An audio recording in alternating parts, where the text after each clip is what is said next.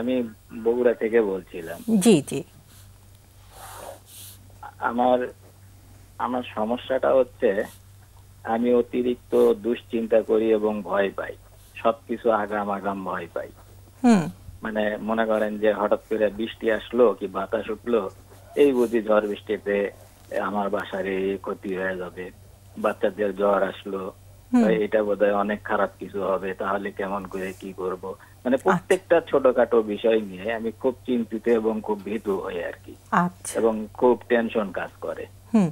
প্রত্যেকটা বিষয় আমার হয়তো পরে 3 দিন পরে কোনো কাজ আছে মনে করেন, ওই দিন যদি এই সমস্যাটা হয়, এইটা হয়, ওইটা হয়, তাহলে কি করব, কিভাবে কি হবে, এই ধরনের চিন্তায় আমাকে সব সময় আক্রান্ত করে রাখে আর কি। আচ্ছা আমি এর একটা সমাধান চাচ্ছিলাম আর কি। আচ্ছা। আপনার বয়স? আমার বয়স 49। 45। 49। 49। জি। জি। আহ, পেশাগত জায়গায় কিরকম চাপ থাকে, কতক্ষণ কাজ করেন না, দিনে? পেশাগত জায়গা বলতে আমি একটা বাচ্চাদের একাডেমিতে গান শেখাই, আর আমার আচ্ছা। একটা ফার্মেসি আছে। সপ্তাহে 2 দিন বাচ্চাদের ক্লাস নেই, হ্যাঁ। আর বাকি সময় আমি ফার্মেসিতেই কাটাই। আচ্ছা, বাচ্চাদের গান শেখান সপ্তাহে 2 দিন, আর ফার্মেসি জি, আছে আপনার, সেটা। এবং আপনি সমস্যা হচ্ছে অতিরিক্ত দুশ্চিন্তা এবং ভয় পান। সব আহ, সময়। হ্যাঁ। আপনি বিবাহিত? জি। স্ত্রীর সাথে সম্পর্ক কিরকম? স্ত্রীর সাথে সম্পর্ক আছে, কিন্তু আমার এই টেনশনের জন্য ও আমাকে একটু বকাবকি করে যে তুমি অযথা এগুলো করো, এই জন্য তোমার বেশি সমস্যা হয়, তুমি ওলট পালট করো আর কি। হ্যাঁ, ও মানে আমার এগুলা টেনশনের জন্য ও একটু বিরক্ত বোধ করে। আচ্ছা আচ্ছা। ছেলেমেয়েরা কত বড়? আমার 2 ছেলে, বড় ছেলে ক্লাস 6-এ আর ছোট ছেলে ক্লাস 2-এ পড়ে। বাচ্চারা কিছু বলে? বাচ্চারা, আমার বড় ছেলেটা বলে, দূর বাবা তুমি খালি চিন্তা করো, এটা বড় হবেই, ছেলেও বলে? বিয়েটা হবে। ওর বয়স 13 বছর। আচ্ছা। ছোটবেলা থেকেই কি এরকম ছিলেন, নাকি কোনো ঘটনা ঘটেছিল তারপর থেকে না, এরকম ভয়? আমার যেটা মনে পড়ে, আমি ছোটবেলা থেকে একটু দুশ্চিন্তাগ্রস্ত ছিলাম, আচ্ছা কিন্তু 18 সালের দিকে আমার ওই যে পেটে গ্যাস্ট্রাইটিস এবং আইবিএস ধরা পড়ে। আচ্ছা তারপর থেকে মনে হয় জিনিসটা বেশি আমার আরো কাজ করতেছে আর কি। আচ্ছা। মানে খুব ভীতু হই আমি। হুম। ছোটবেলায় বাবা মারা, বাবা মা বা পরিবারে কেউ কি খুব শাস্তি দিত, বকাঝকা করতো? না, ওইভাবে না, আমার বাবা মা দুইজনই একটু বকাঝকা করতে, আমি একটু চঞ্চল ছিলাম তো। আচ্ছা কিন্তু আচ্ছা ওইভাবে না যে একেবারে করা। মাঝখানে অবশ্য একটা আমার পড়াশোনার ডিস্টার্বের জন্য তারা একটু বেশি মন খারাপ করছিল, তখন একটা ফ্রাস্ট্রেশন কাজ করছে আর কি। আচ্ছা পরে সেটা কাটাই উঠছে আস্তে আস্তে। আচ্ছা আচ্ছা। ঠিক আছে, আমি একটু অতিথিদের কাছে যাই, যদি কারো কোনো প্রশ্ন থাকে। প্রশ্ন? আপনি তো বেশ কিছুদিন ভুগছেন এখানে, হ্যাঁ? তো আপনি কোনো চিকিৎসার চেষ্টা করেছেন এই পর্যন্ত? আমি আমার এক ডাক্তার, আমার এই যে প্রেশার সমস্যা আছে দেখে যে ডাক্তারের কাছে যাই, ওনাকে বলছিলাম আর কি, তো উনি আমাকে জাস্ট শুধু বলছিল যে একটু ফ্রেনজিট ট্যাবলেট খাওয়ার জন্য। ঠিক আছে। আচ্ছা, ওষুধের নামটা আমরা না বলি। আচ্ছা আচ্ছা আচ্ছা, উনি আমাকে জাস্ট ওইটা একটা পরামর্শ দিতে আর কি। আচ্ছা এমনি রাতে ঘুম হয় তো আপনার, না? ঘুম হয়, কিন্তু আমার ওই যে পেটের এরিয়ার জন্য ওই স্লিপিং পিল খাইতে হয় আর কি, তাছাড়া এমনি ঘুম হয় মোটামুটি। বুশরা? আমি একটু জিজ্ঞেস করি, আপনি আপনি বলেছেন অলরেডি যে আপনার দুশ্চিন্তা হয়, ভয় হয়, কিন্তু এই যে ভয়টার শেষ পরিণতি কি চিন্তা করেন আপনি? কি চিন্তা আসে? ভয়টা মানে ওইভাবেই চিন্তা করতে করতে আবার দেখা যায় একটা থেকে আর একটাতে চলে যায়, এইরকম আর কি। আবার শেষে যায় অনেক সময় হয়তো যে না, এটা যা হয় দেখা যাবে, এরকম একটা কি হতে বলে। পারে? জি। কি হতে পারে? কি হতে পারে মানে একটু ভয় পাই যে এটা হলে কি করব, কিভাবে শুধরাবো, এরকমই আর কি, একটা চিন্তা থেকেই যায় আর কি। ঠিক আছে। ঠিক আছে, আমরা একটু আলাপ করি অতিথিদের সাথে, আপনি শুনেন। জহির ভাই। আমি ওনার উদ্দেশ্যে যেটা বলতে চাই, শুধু উনি না, অ্যাজ এ হোল সবারই কিন্তু উপকার, এমনকি আমাদের নিজেদের জন্য উপকার। এটা আমাদের লাইফস্টাইলটা এমন হওয়া উচিত যে আমরা যাতে সবকিছু রুটিনের মধ্যে থাকে। মিনিমাম 7 ঘন্টা একটা ঘুম দিই, 3 বেলা খাবার, 2 বেলা নাস্তা সময় মতো যাতে খাই, এবং বাসায় তৈরি করা ভারসাম্যপূর্ণ নর্মাল খাবার যেগুলো সেগুলোই খাই বেশি।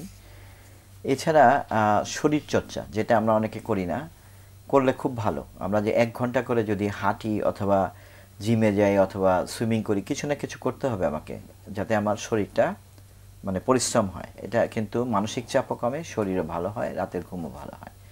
ওরা কিন্তু ঘুমের সমস্যা একটা বলছে। উনি বলছে আইবিএস, ইরিটেবল বাউল সিনড্রোম, এটা কিন্তু অনেকটা সাইকোসোমাটিক সমস্যা। টেনশন হলে তখন ঘন ঘন টয়লেট, ডায়রিয়া এগুলো হবে। তো তার মানে টেনশন কন্ট্রোল করতে হবে। তার এক্সারসাইজের ব্যাপারটা তাকে হেল্প করবে। এছাড়া আমাদের যেটা করতে হবে সেটা হচ্ছে আনন্দে থাকার মতো ব্যবস্থা করতে হবে। যেমন বেড়াতে গেলাম, কোনো একটা শখ থাকলো, অনেকে পেট পালে, মানে কিছু একটা, অনেকে বেড়ায়, এক একজনের কিন্তু এক একটা হবি থাকে, সেই হবিগুলো যাতে থাকে। আর যখন চিন্তাগুলো আসে, উনি বলেছে যে উনি অ্যাডভান্স চিন্তা করে। অ্যাডভান্স চিন্তা করলে যেটা করতে হয়, অ্যাডভান্স মানে অ্যাডভান্স নেগেটিভ, পজিটিভ কিন্তু আসে না। কেউ বলে না যে আমি লটারি পাবো, এটা পাবো, এরকম বলে, ভালো ভালো কথা নেগেটিভটা বেশি বলে। তা যখনই আমার মাথায় চিন্তা আসবে, আমি তখন নিজেকে প্রশ্ন করবো চিন্তাটার পক্ষে কি প্রমাণ আছে। একটা চিন্তা আসলেই যে আমাকে এটা অ্যাকসেপ্ট করতে হবে এমন কোনো কথা নাই। হয়তো মনে হলো যে এটা হতে পারে, আচ্ছা এটা হতে পারে, এটা এই যে চিন্তাটা আসছে এটা পক্ষে কি প্রমাণ আছে, কতবার হয়েছে, কতবার হয়নি। আমরা কিন্তু দেখবো বেশিরভাগই নেগেটিভ চিন্তা এবং যুক্তির বাইরে। মানে একটু কনফ্রন্ট করা নিজেকে। আমার মাথায় যদি না কোলায়, আমি একটা কাগজ নিয়ে বসবো, চিন্তাটা লিখবো, লিখে চিন্তার পক্ষে কি কি প্রমাণ, বিপক্ষে কি প্রমাণ। একটা বাচ্চাদের মতো লাগবে যে এটা আবার কি কথা, কিন্তু এটা করলে কিন্তু ভালো উপকার আছে। আমার মাথায় না কোলালে আমার পার্টনার আছে, ওয়াইফ আছে, বা একটু অন্য কোনো ফ্রেন্ড যদি থাকে, ছেলেও কিন্তু বলছে 13 বছরের ছেলে, তাদেরকে জিজ্ঞাসা করব, জিজ্ঞাসা করে আমি বিপক্ষে প্রমাণটা দেখব। কারণ আমাদের পক্ষের প্রমাণই মাথায় বেশি আসে, মাথা নেগেটিভ হয়ে থাকে। এছাড়া আরেকটা জিনিস যেটা আছে সেটা হচ্ছে অনেকে কি করে, এই টেনশনের কারণে বেশ কিছু অদ্ভুত কাজকর্ম করে। যেমন বাচ্চাদের হয়তো কোথাও মিশতে দিবে না, কোথাও যেতে দিবে না, বাধা দিবে, তাদের জীবন একেবারে, ওয়াইফকেও তাই, মানে out of fear, out of love. কিন্তু এটা কিন্তু ভালো কিছু হচ্ছে না, তাদের লাইফ লিমিটেড হয়ে যায়, সীমাবদ্ধ হয়ে যাচ্ছে জীবনটা। আমি নিজে অথবা আমার ফ্যামিলিকে আমি যাতে সেরকম কিছু না করি, এমনকি টেনশনের কারণে আমি কোথাও যাওয়ার থেকে বিরত না থাকি। নর্মাল যেভাবে চলে মানুষ, ঠিক সেভাবে চলতে আমাকে শুরু করতে হবে। আমার হয়তো মনে হবে যে আমি বের হলেই, ধরা যাক আমি সত্যি বলি, একবার একটা লিফটে উঠতেছি, আমার মনে হলো হঠাৎ করে লিফট বন্ধ হয়ে যাবে, আমি তারপরে উঠলাম, ঘটনা চক্রে লিফটটা সত্যি বন্ধ হয়ে গেছে, 15-20 মিনিট বন্ধ ছিল। পরের দিন আবার উঠলাম, পরের দিন আবার উঠলাম, আমার লিফট তো আর বন্ধ হয় নাই। আর লিফট 15-20 মিনিট বন্ধ থাকলে কিছু হয় না। তার মানে আমার ভয়ের কারণে আমি যাতে কোনো কিছু অ্যাভয়েড না করি। বনের বাঘে খায় না, মনের বাঘে খায়। রাইট। এছাড়া আরেকটা জিনিস আছে মেডিটেশন। এখন তো নেটের যুগ, আমরা যদি মেডিটেশন লিখে সার্চ দিই, আমার পছন্দের মেডিটেশন হচ্ছে মাইন্ডফুলনেস মেডিটেশন। এটা দিয়ে সার্চ দিতে পারি, দিলে অনেকগুলো ছোট ছোট ভিডিও ক্লিপ আসে, সেগুলো ফলো করে যদি আমরা প্র্যাকটিস করি, এটা কিন্তু টেনশন কমায়। বিশেষ করে মাইন্ডফুলনেস মেডিটেশন বলছে বর্তমান মুহূর্তের মধ্যে থাকো, বেশি ভবিষ্যৎ নিয়ে ভাবিও না, অতীত নিয়ে ভাবিও না, কারণ অতীত বদলানো যাবে না, আর ভবিষ্যৎ আমরা জানি না। এই মুহূর্তে কেমন আছি, আমি যদি সুখে থাকি সুখে থাকবো, দুঃখে থাকলে দুঃখে থাকবো, কিন্তু এখনকারটাই আমার নিব, কখনো অতীতেও যাব না, ভবিষ্যতেও যাব না। ওনাকে যদি আমি জিজ্ঞাসা করি আপনার টেনশন কোন বিষয় হয়, উনি কিন্তু ম্যাক্সিমাম বলবে ভবিষ্যৎ বা অতীত। বর্তমান নিয়ে টেনশন কিন্তু খুবই, ভবিষ্যতের ভয় আর অতীতের বেদনা। তো তাহলে এটা যদি বন্ধ করে দেওয়া যায়, যে যখনই আমার মাথায় চিন্তা আসবে, ও এটা তো আমার ভবিষ্যতের চিন্তা, এটা তো এখনো হয়নি, আমি আবার বর্তমানে আসবো, হাতে যে কাজটা আছে সেই কাজটা মনোযোগ দিয়ে করবো। আমি হয়তো গোসল করছি, মনোযোগ দিয়ে গোসল করবো, গল্প করছি, মনোযোগ দিয়ে গল্প করবো, এটাই। এছাড়া রিল্যাক্সেশন বলে এক ধরনের এক্সারসাইজ আছে, আমরা যদি নেটে সার্চ দিই, রিল্যাক্সেশন, শিথিলায়ন, এটার মধ্যে বেশ চমৎকার একটা কতগুলো ফিজিক্যাল এক্সারসাইজ আছে, যেটা করলে আমাদের মূলত আমাদের মাসলগুলো রিল্যাক্স হয়। দেখা গেছে যে মাসল রিল্যাক্স হলে আমাদের টেনশন চলে যায়, পেশিগুলো শিথিল হচ্ছে, দুশ্চিন্তা চলে যায়। টেনশন হলেই মাসল স্টিফ থাকে, যেই মাত্র আমরা মাসল রিল্যাক্স করব, টেনশন চলে যাবে। পেশির ব্যায়াম ছাড়াও আমি যদি চোখ বন্ধ করে এইভাবে চুপ করে কিছুক্ষণ সুন্দর একটা কল্পনা করি, একটা নিউট্রাল কোনো একটা ন্যাচারাল ইমেজের কথা, তখন কিন্তু পেশি শিথিল হয়ে যায়। অথবা এতটা টাইম নাই আমার হয়তো, আমি যদি লম্বা করে শ্বাস নেই, এইভাবে শ্বাস নিয়ে পেটের মধ্যে শ্বাসটা কিছুক্ষণ 1-2-3 সেকেন্ড ধরে রেখে ধীরে ধীরে ছাড়ি। কোনো জবরদস্তির দরকার নাই। আমি আমাদের রোগীদেরকে বোঝানোর জন্য বলি যে গাছের পাতার মধ্যে অনেক সময় খুব শান্ত একটা বাতাস আসে, ধীরে ধীরে ঝিরিঝিরি করে মুভ করছে, সেরকমই ধীরে ধীরে, কোনো জবরদস্তি না। ধীরে ধীরে শ্বাস নিব, পেটে ধরে রাখবো, ধীরে ধীরে ছাড়বো। এরকম 5-7 বার 8 বার করলেই দেখা যাচ্ছে যে অনেকটা বডি রিল্যাক্স হয়ে যায়। আর এছাড়া ধর্মীয় ফেইথ একটা ব্যাপার আছে, হ্যাঁ, সেটাও কিন্তু খুবই জরুরি। যদি আমার এরকম হয় যে আমি চিন্তা করি যে সৃষ্টিকর্তার যেটা ইচ্ছা আমারও তাই ইচ্ছা, তাহলে ভালোতে আমার অবজেকশন নেই, খারাপে অবজেকশন নেই। এটাকে যদি আমি একটা মোটো হিসেবে নেই যে ঠিক আছে যাই ঘটতেছে আমি অবজারভার, আমি দেখি কি হয়, তাহলে কিন্তু আমার ভবিষ্যতের টেনশনগুলো অনেক কমে যাবে। হ্যাঁ, ঠিক। এবং আপনি যে ব্যায়ামগুলোর কথা বললেন এগুলো কিন্তু ইন্টারনেটে এখন বাংলাতেও পাওয়া যায়, কাজেই চাইলে উনি তো বাংলাতেও শুনতে পারেন, ইংরেজিতেও পছন্দ মতো ক্লিপ তো বেছে নিতেই পারেন। এবং যতদিন যাচ্ছে আমরা কিন্তু নিজেরাও চেষ্টা করছি, হ্যাঁ, এটা আরো অ্যাভেলেবল হয়ে উঠবে। এবং আইবিএস এর কিন্তু একটা কথা বলাই হয় যে এই যে আমাদের খাদ্যনালী পরিপাকতন্ত্র, এটাকে তো দ্বিতীয় ব্রেইন বলা হয়।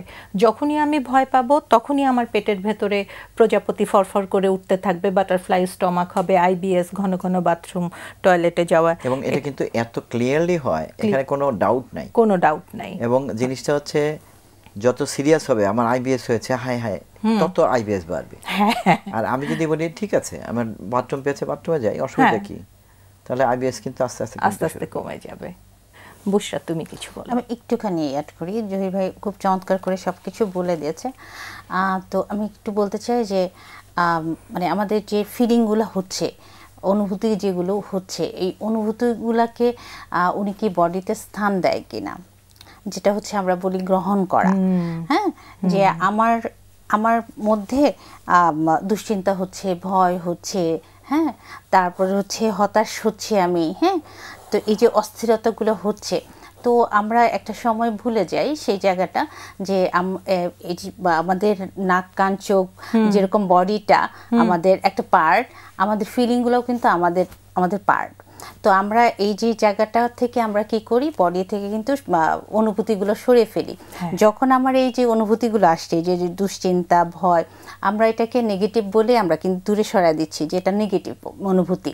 হ্যাঁ, এই অনুভূতিগুলো যে আমাদের সবগুলোই আসলে অনুভূতি পজিটিভই, একটা লেভেল পর্যন্ত আমাদের হচ্ছে পজিটিভ, তারপরে যেটা আমাকে অস্বস্তি দেয়। তো ভাইয়া যিনি বলেছেন যে ওনাকে কিন্তু এগুলো অস্বস্তি তৈরি করছে, তো আমি বলবো যে ওই অনুভূতিটা আমার শরীরের একটা অংশ, যেহেতু সেটাকে জহির ভাইয়া যেরকম বললেন যে এক্সারসাইজ, ওই যে ব্রিদিং এক্সারসাইজ করে যে কিভাবে ওই জায়গাটা আপনি চিন্তা করেন, ওই যে ফিলিংটা হচ্ছে আপনি একটুখানি খেয়াল করবেন যে মানে যদি করে যে শরীরে কোন জায়গায় হচ্ছে, ওই জায়গাটায় যদি আমরা একটু টাচ করতে পারি, হতে পারে বুকে হচ্ছে, আমরা টাচ করে বলতে পারি যে আচ্ছা ঠিক আছে তুমি আমার সাথে থাকো, যে একটু কথা বলা যে হ্যাঁ শোনো তোমার কি হয়েছে। আমরা ঠিক ওইভাবে যেরকম আমরা আমার বাচ্চাটাকে আমি যেরকম শিখাই যে কোনো কিছু ভয় পেয়ে গেলে তখন কিন্তু বলি, তাকে ঠিক যেভাবে বলি আস্তে আস্তে করে বুঝায় বলতেছি যে আচ্ছা বাবা ওটা ওই জিনিস, তুমি এটাকে ভয় পাচ্ছ, তো তোমার কোনো ক্ষতি করবে না। এই কথাগুলো যদি আমার অনুভূতিগুলোকে বলতে পারি, তাহলে অনুভূতিটা কি করবে, আস্তে আস্তে কিন্তু অনুভূতিটা শরীরের সাথে অ্যাডজাস্ট হয়ে যাবে। তখন কিন্তু এই যে প্রবলেমগুলো বললেন, ওই প্রবলেমগুলো অনেকটা কমে আসবে। তারপরে হচ্ছে হ্যাঁ, আমি আমার ভালো লাগা, তারপরে যে প্র্যাকটিসগুলো ওগুলো আমরা করতে পারি, সেটা করা যায়। আমার জাস্ট ওইটুকু অ্যাড করার ছিল আপু। হ্যাঁ, এবং তুমি কিন্তু খুব ঠিক করেই বলছো যে আমরা আসলে চিন্তা নিয়ে এত বেশি কগনিটিভ জায়গাটাকে এত বেশি শিক্ষা ব্যবস্থা এবং সব কিছুতে মানে প্রাধান্য দিতে থাকি যে অনুভূতিগুলোকে আমরা আসলে হারিয়েই ফেলি। এবং এই যে মৌলিক 4টা মাত্র অনুভূতি, রাগ, দুঃখ, ভয়, আনন্দ, এই 4টা অনুভূতিকে একসেপ্টও আমরা অনেক সময় করতে চাই। জায়গাটাতে কিন্তু কষ্ট হচ্ছে ওনার, যে আমার কেন ভয় লাগছে, এর পেছনে কি আছে, কেন আমার এরকম ভয় লাগতেছে, ভয় তো আমি পাইতে পারি না। এটা হচ্ছে কথা, সেই জায়গা থেকে ভয়টা আরো বেড়ে যায়।